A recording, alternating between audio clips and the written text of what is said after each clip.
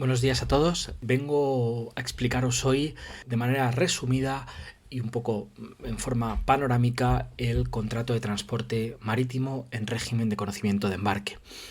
En primer lugar, decir que las fuentes del derecho de la navegación marítima y en concreto del transporte marítimo de mercancías son dos. Uno, la Ley de Navegación Marítima de 2014. Es una ley que abarca un conjunto de instituciones marítimas y de manera particular dedica bastantes artículos al transporte de mercancías en una concepción unificadora con el contrato de fletamento. En segundo lugar, tenemos varios convenios internacionales. En primer lugar, y quizás el más importante, son las reglas de la Haya Visby. Las reglas de la Haya Visby es un convenio internacional de 1924, en concreto con un protocolo del año 1968, y otro del 78. A ese conjunto de convenio más protocolos se les llama reglas de la Haya Visby. Pero, como digo, son unas reglas que en su texto principal están redactadas prácticamente hace un siglo. Recalco esto de hace un siglo por la importancia que durante estos 100 años han tenido determinados elementos en el ámbito del derecho marítimo.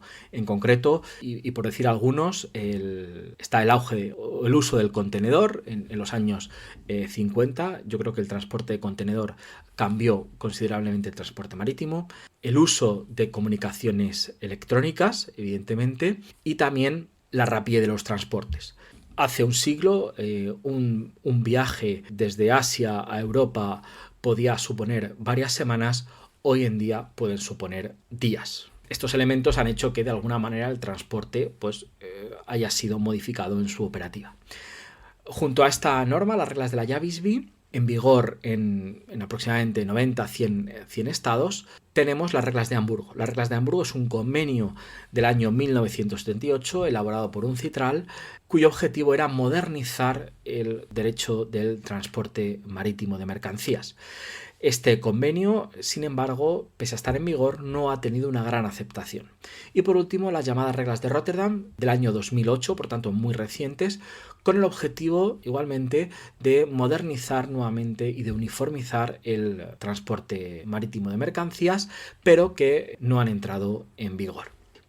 Podríamos decir que el transporte marítimo puede estar operado mediante un único contrato de transporte o por múltiples contratos de transporte, acudiendo a la figura del transporte con subtransporte. La diferencia básica entre el transporte en régimen de conocimiento de embarque, que es al que me voy a centrar, y el transporte en régimen de fletamento, podríamos decirlo, es que en el transporte en régimen de conocimiento de embarque, el elemento nuclear de dicho contrato son las mercancías. De hecho, si uno ve un conocimiento de embarque, el espacio dedicado a las mercancías es preponderante. Serán estas las que deberán ser cuidadosamente descritas en cuanto a su cantidad, calidad, peso, etc. en dicho documento de transporte. En el contrato de fletamento, sin embargo, pese a coincidir con el transporte en régimen de conocimiento de embarque en que lo que se van a es llevar mercancías de un sitio a otro, de un puerto a otro, sin embargo, el centro del contrato no es tanto las mercancías, sino el buque en sí. De ahí que en un fletamento, ya sea por tiempo o por viaje, se le dedicará especial atención a la determinación del vehículo, del buque. Por lo tanto, tendrá mucha más incidencia las obligaciones derivadas del buque. El contrato de fletamento tradicionalmente se ha dividido en fletamento por tiempo o fletamento por viaje. Fletamento por tiempo es cuando lo que se pone a disposición es un buque para un determinado tiempo. Así podrá ser un año, 3 meses, un mes, 5 años, etc. El fletamento por viaje, de manera similar al fletamento por tiempo, la disposición del buque es por un viaje, 2 viajes, sucesivos viajes y no siempre la totalidad del buque, sino se puede poner a disposición una parte de dicho buque. Las partes contractuales en el proceso de contratación dentro del transporte marítimo, y me centro ahora ya en el régimen del conocimiento de embarque, son el porteador y el cargador. Son las dos partes contractuales. El porteador es la persona que asume la realización del transporte de las mercancías desde un puerto a otro. Dentro de la figura del porteador la podemos subdividir en dos. Porteador contractual, la persona que contrata y por tanto asume la obligación frente al cargador, la otra parte contractual, de realizar dicho transporte. Pero este porteador puede transportar las mercancías con sus propios medios o acudiendo a un tercero para dicha labor. Cuando acude a un tercero, este tercero es el porteador efectivo. El porteador efectivo es el que transporta las mercancías de manera efectiva. Es decir, el que, utilizando el buque, lleva las mercancías de un puerto a otro. La ley diferencia ambos porteadores y determina para ellos un grado de responsabilidad similar. En cuanto al cargador, como hemos dicho, es la parte contractual, la que solicita el servicio de transporte del porteador. La figura del expedidor es aquella persona que se encarga de poner las mercancías a disposición del porteador en el puerto de origen. Cuando hablamos de cargador, hay que recordar que es la figura contractual, no es el que carga las mercancías. Ojo con esa traducción. Recordad que el cargador es la parte contractual frente al porteador o transportista. El cargador puede ser a su vez destinatario. Si, contratando el transporte, es el que va a recibir las mercancías en destino, pero puede no serlo. Cuando no lo es, cuando el cargador, pongamos un ejemplo, está en origen y el destinatario está evidentemente en destino, el destinatario recibirá las mercancías, pero no es parte contractual. Lo será cuando reciba el conocimiento de embarque, porque como ahora veremos, el conocimiento de embarque es un título de valor que incorpora una serie de derechos. Entre estos derechos, quizás los más importantes son el derecho a recibir las mercancías en destino y el derecho a reclamar frente al porteador. Solo adquirirá estos derechos cuando reciba el conocimiento de embarque. En cuanto al conocimiento de embarque, elemento nuclear en este contrato, de hecho hablamos de transporte en régimen de conocimiento de embarque, es porque el conocimiento de embarque como documento tiene un peso fundamental. ¿Cuáles son las funciones del conocimiento de embarque? Tiene tres. En primer lugar, es prueba del contrato de transporte y de su contenido. Esto significa que emitido el conocimiento de embarque por parte del transportista o del porteador, significa que estamos ante un contrato de transporte, ya hay un contrato de transporte. No significa que el contrato surja con el conocimiento de embarque, sino que esto es prueba de que hay una relación contractual. Y además es prueba de su contenido. ¿Qué significa esto? Que el propio conocimiento de embarque dispone en sí mismo las condiciones particulares de dicho contrato, partes, identificación de estas, el buque, mercancías, estado, cantidad, etc., puerto origen, puerto destino, como sus condiciones generales, es decir, todo el clausulado que un conocimiento de embarque generalmente tiene, donde se determinan las obligaciones y responsabilidades de cada una de las partes. La segunda función es prueba de la recepción de las mercancías. Emitido un conocimiento de embarque por el transportista, significa que las mercancías las ha recibido. Las ha recibido porque ya están embarcadas, si el conocimiento de embarque es emitido de esta forma, o cuando se emite un conocimiento recibido para embarque, significa que no habiendo sido embarcadas las mercancías, el transportista las ha recibido, pese a que las haya podido depositar en la terminal a la espera de la llegada del buque, pero ya están bajo su custodia. Y por tanto, estando bajo su custodia, evidentemente tendrá esto que ver con la responsabilidad. Y la última función es la de título valor o documento negociable de transporte. Esto significa que es un documento representativo de las mercancías. Siempre se ha hablado de la función económica del conocimiento de embarque, y es aquí donde tiene importancia. Emitido un conocimiento de embarque significa que este papel, este documento, representa las mercancías que en él se determinan. Esto va a permitir que la entrega del conocimiento papel a un tercero significa que se están entregando las mercancías, ¿vale? De tal manera que va a permitir la negociación de las mercancías aún estando en tránsito, aún estando en una bodega en medio del mar, dentro de un buque. Va a hacer posible que se puedan vender y comprar mercancías, por ejemplo, entregando el conocimiento de embarque, como decimos, representativo de las mercancías. Y en segundo lugar, es un documento que legitima para la entrega. A esto los ingleses le llaman la presentation rule, es decir, que el porteador, el capitán del buque, solo entrega las mercancías a quien le presente el conocimiento de embarque. Esto supone problemas, evidentemente, cuando el conocimiento de embarque no está en destino y, por tanto, el destinatario, el que va a recibir las mercancías, no tiene este conocimiento de embarque. Para ello, bueno, pues la práctica generalmente ha acudido a las cartas de garantía, etc. El contenido del conocimiento de embarque, tanto la ley de navegación marítima como las reglas de la IABI nos dan algunas indicaciones de cuál debe ser este contenido, pero no muy distintas a las que ya hemos visto. Identificación de las partes, del buque, puerto de origen, puerto destino, etc. Por último, hablar de las reservas. Generalmente, cuando el transportista recibe las mercancías en origen, lo que hace es que indicará si las ha recibido conforme a lo dicho en el conocimiento de embarque. De tal manera que si por algún suceso las mercancías que recibe no son conforme a lo indicado por el cargador, por tanto pondrá algún tipo de reservas. Cuando es así, estaremos hablando de un conocimiento de embarque sucio, que sobre todo tendrá problemas en el ámbito de la financiación, si hay créditos documentarios implicados, etc. Si no, estaríamos hablando de lo que se llama un conocimiento de embarque limpio, en el que el transportista certifica que recibe las mercancías, como decimos cuando hablamos de las funciones del conocimiento de embarque, que ha recibido las mercancías en el mismo estado en el que el cargador lo ha indicado. Esto nos va a indicar que si no pone ningún tipo de reserva y las mercancías llegan a destino dañadas, evidentemente el daño, la pérdida, el deterioro se ha producido durante el transporte y por tanto durante su periodo de responsabilidad.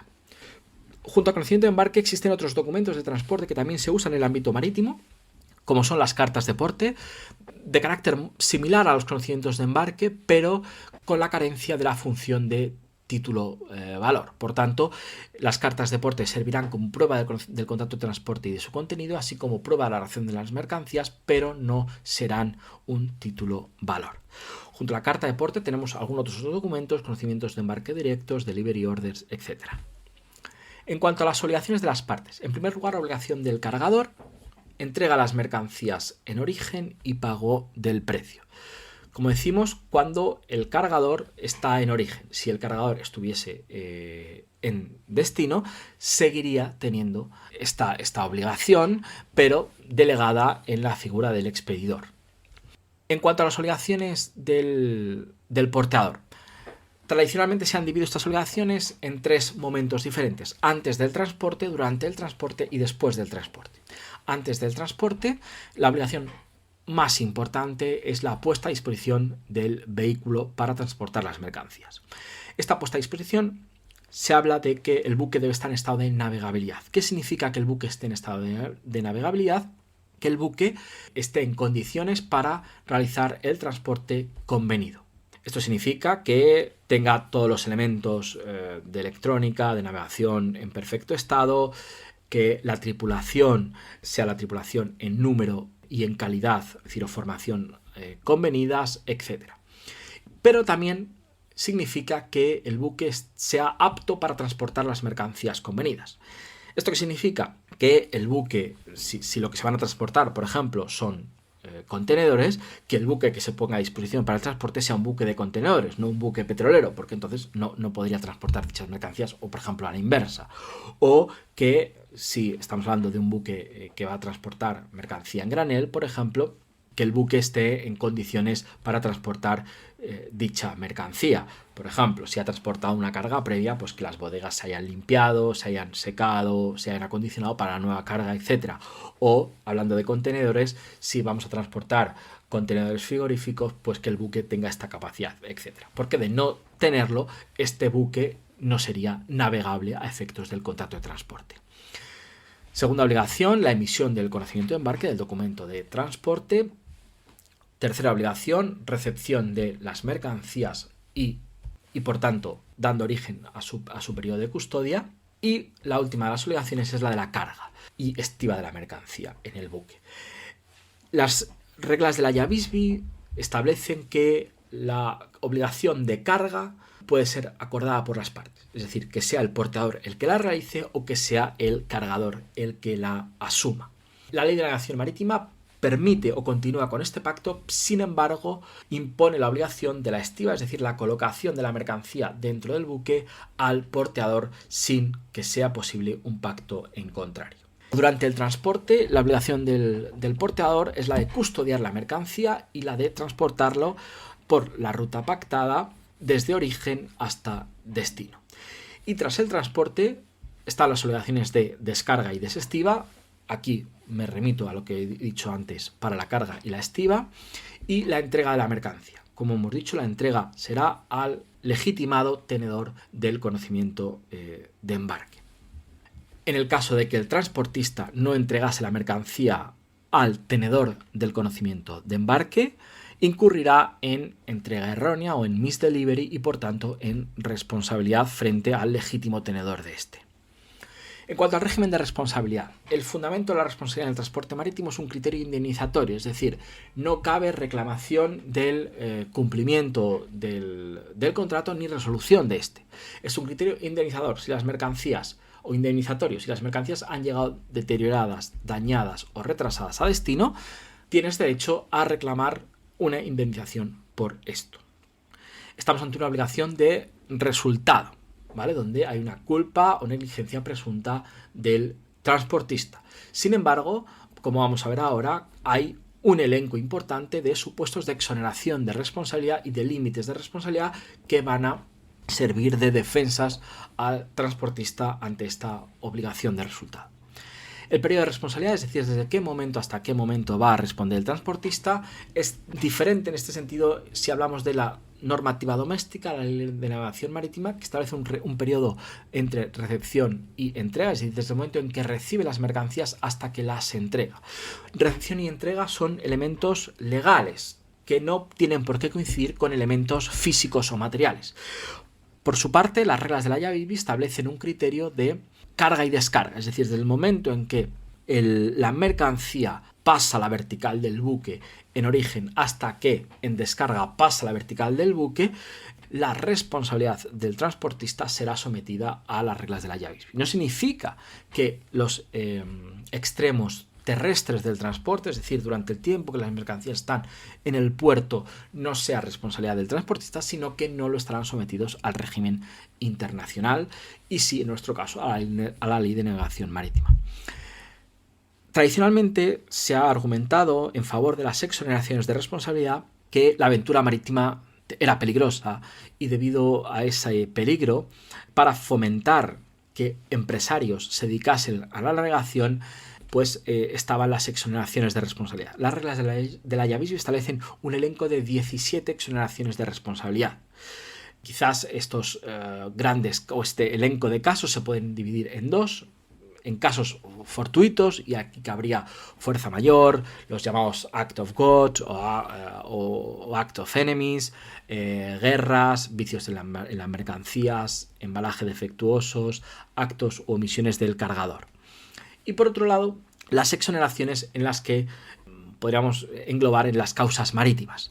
Y aquí hablamos fundamentalmente de dos. El incendio, salvo haya sido culpa de este, o falta náutica de los dependientes del porteador en el ejercicio de la navegación. Quizás la falta náutica, es el elemento más controvertido dentro de las causas de exoneración del porteador. Junto a estas causas exonerativas están los llamados límites de responsabilidad. Si pese a estas causas de exoneración el transportista resulta responsable por la pérdida, daño, deterioro o retraso de las mercancías, este tiene derecho a limitar su responsabilidad. Y esta limitación es a 2 derechos especiales de giro por kilogramo o 666 derechos especiales de giro por bulto o unidad. Hay numerosas sentencias, sobre todo en el ámbito anglosajón, sobre la interpretación de qué es esto de bulto o unidad, porque siempre aquí puede haber problemas.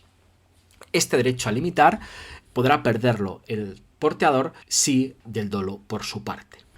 Por último, simplemente en cuanto a las reservas, el destinatario podrá emitir reservas una vez recibida la mercancía por escrito, en el conocimiento de embarque o en un documento separado. La ley nos va a determinar una serie de plazos, si el daño es aparente en el día siguiente, si no es aparente en los 3 días siguientes, así como también cuáles son los efectos de esta protesta o de esta reserva o en caso de que no se haya realizado. Si no se ha realizado protesta o reserva alguna, hay una presunción de entrega conforme a lo indicado en el conocimiento de embarque, con la consiguiente inversión de la carga probatoria. El hecho de que no se emita esta reserva no impide la acción judicial solicitando daños y perjuicios. Lo único, como decimos, tendrá mayores dificultades probatorias. Pues hasta aquí un poco un panorama rápido de lo que es el contrato de transporte marítimo enfocado en el contrato en régimen de conocimiento de embarque.